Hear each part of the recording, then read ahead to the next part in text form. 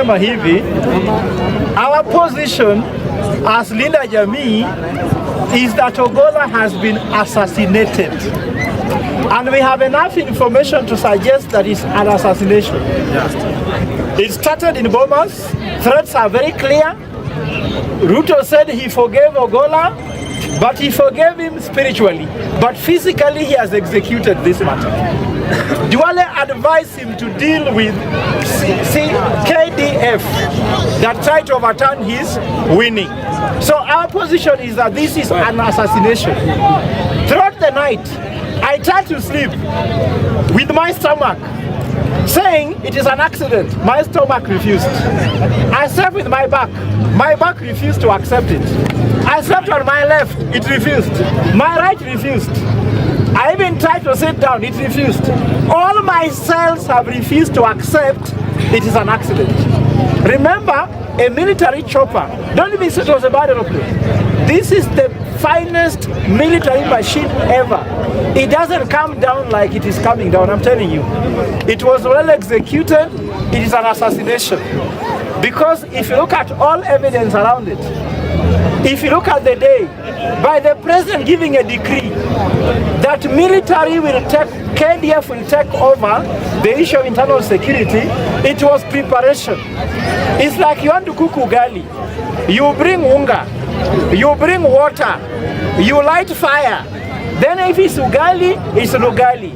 What looks like a duck, cries like a duck, walks like a duck, cries like a duck, sleeps like a duck, is a duck. What looks like an assassination, walks like an assassination, breathes like an assassination, is an assassination. Let them allow Kenyans to take their position. My position is that it's an assassination. Let them do the investigation. We'll see who is wrong or right. Second, my point is, this is not an accident. Let me tell you why it's not an accident. And let me tell you why believing it's an accident is dangerous. If someone says an accident, let them tell us how accidents are planned and executed. Because it doesn't look like one. Accidents are caused by 3 factors for a chopper. I'm an expert in transport. One, human error, meaning the pilot was drunk, he was sleeping, he's not well trained, he's not qualified. That cannot be the case because CDF had access to the most qualified pilot. So we rule out that one. Unless they tested the pilot before it was not in good condition, we don't believe it. The second factor is called environmental factor. The weather at 2:30 in Elgeyo Marakwet, it was as clear as this sky. There was no rainfall, the clouds were very clear. All factors shows that 98% of the times, the climate and the weather is very clear in that area around 2:30, between 12:30 to around 3:30, it is the clearest environment. So that one we rule out. There was no tear gas there being down on the sky by Wakina Burungei. There was nothing like cloud thickness. The visibility was clear. We rule out that environmental factor totally. The other factor can be technical error. The engine was bad, or maybe fuel was not enough, the thing was not guzzling fuel, or that the mechanic handling it did not check the exhauster, all those things. Having a plane that has a budget, do you know that that plane has a budget of 2 million just for maintenance per day? 2 million maintenance per day. Where did that money go to? Did Kindiki steal the money? Did he wire the money to CDF to maintain the plane? So the plane has got maintenance. There was no engine failure. This was an execution with the highest order. In fact, big collateral damage. You want to kill one person, but in return you kill 9 people. You suffocate 9 families just because you want to target one person. So to accept an accident is a joke. And let me tell you why we cannot accept that. KDF is one of the most qualified professionals we have in the world. For them not to know how to transport their CDF shows that we have been lowered in dignity. So the president, we asked him, accept that it's an assassination for the sake of the Kenyan dignity. But to say it's an accident means who is safe? If CDF can die, some of us ride with the Toyota Wish, which even has no brakes, and we have not died. How can a plane where there's zero margin to error die? Remember, a plane can warn you. If Toyota Wish can tell you your brakes are getting over, Toyota Wish, or Voxy, or Probox, how about a plane carrying a CDF? It should even tell you that I can feel the wind moving, that the wind... this is a joke of the century. It cannot be an accident. Third, it cannot be a bandit attack. Someone is saying there's a bandit attack, that someone could have thrown a grenade at the CDF. Let me tell you what, you are making the bandits look brilliant more than a CDF. Between the head of bandits and the head of CDF, who is more powerful? If Kenyan plane can be brought down on CDF by a grenade, we can be beaten by Somalia. To accept banditry and accident has what we call national and international risk. Because we need to show that we can beat Ethiopia. We need to show we can beat Sudan. We can beat Uganda. We can beat Rwanda.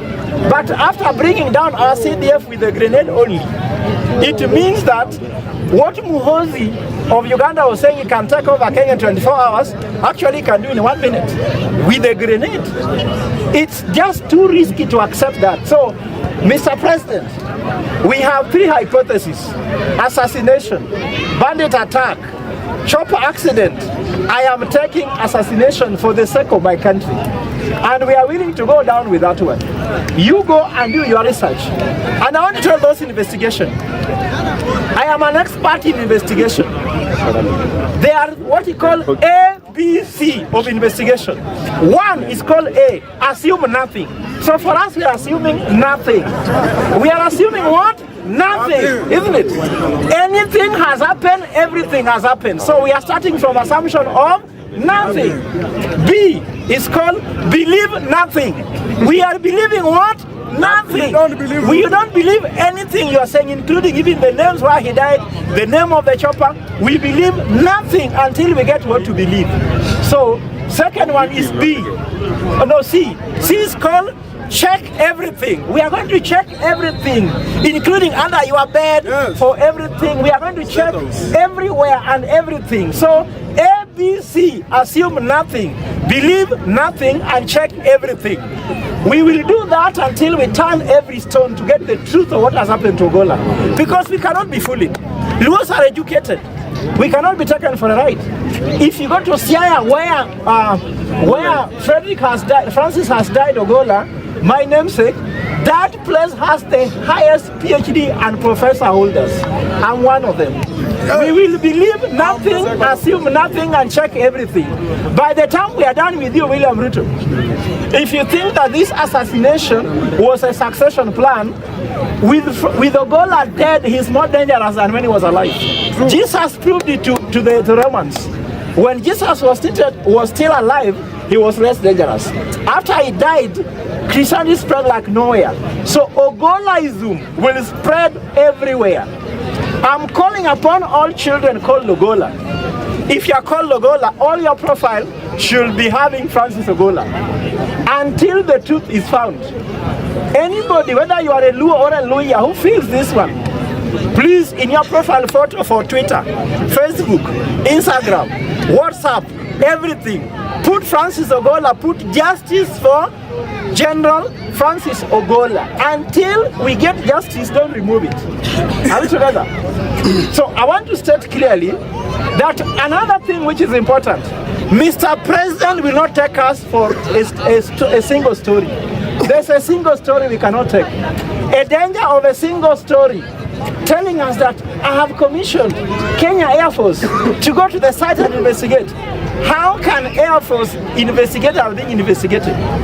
The plane that crashed belonged to Kenya Airways, isn't it? Kenya Air Force, isn't it? What if Kenya Air Force did not maintain the plane?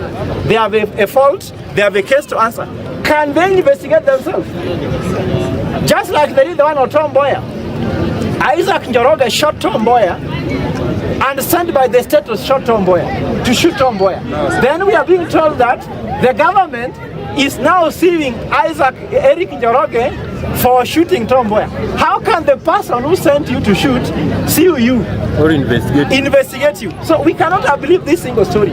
This is my take. Mr. President, get me clear. I want you to bring multifaceted stakeholders to investigate this case. One, Francis Ogolla's family must be there in that investigation.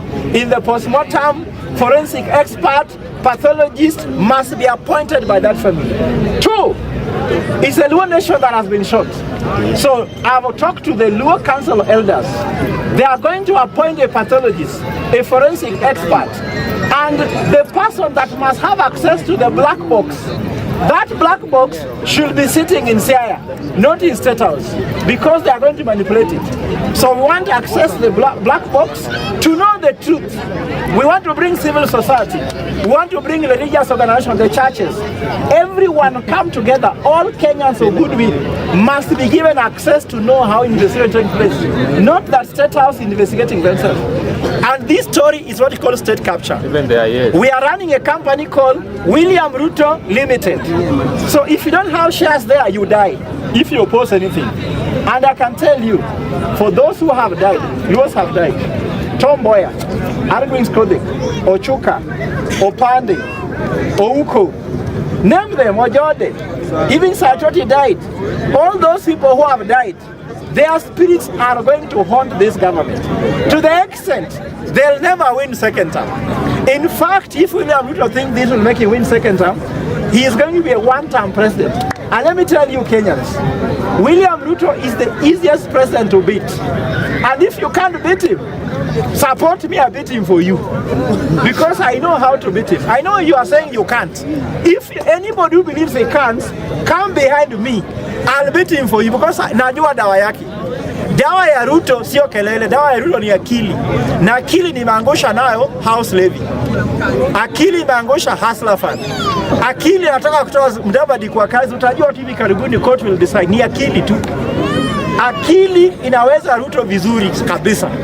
Usimpatie mtu ambaye anaogopa kudebate na yeye. Mimi siogopi. I can debate him from now until tomorrow morning. Kama analia. Nataka kwa hiyo presidential debate Ruto awe analia tu akipunguza machozi. Nitamuuliza maswali 21 hata jibu. Unanielewa? Hizo maswali nishaziweka mahali. I'm waiting for presidential debate. I'm going to show him that he does not know what he has been doing. All Ruto's decisions are wrong. One, a presidential decree to take CDF to road trip. That is wrong. It has cost the life of Francis Ogolla. G2G oil, wrong. Fertilizer, wrong. Hustler fund, wrong. Ruto has no prescription for anything. Only killing people is his prescription. So I can tell you, we are not going to let this go. And Nikimaliza, I want to appeal to you Kenyans. Don't first of all fear. Be vigilant. Kenyans died long time ago. The day we died is the day Ruto was given the certificate. That's the day we died. Because from there, death has been many. Finance Act, that is death. Is it life? Increasing taxation, that is death. Your pay slip has been killed. Your allowances has been killed. Mafuta yako imeibiwa. Watoto shuleni. Sijui watoto shuleni is death. Shule zimekufa. Hospitali zimekufa. Healthcare is dead. Linda mama imekufa. So we died. So being a friend waiting there, you are a zombie. You died. Death is not only physical. It is not worth living in this country with William Ruto as the president.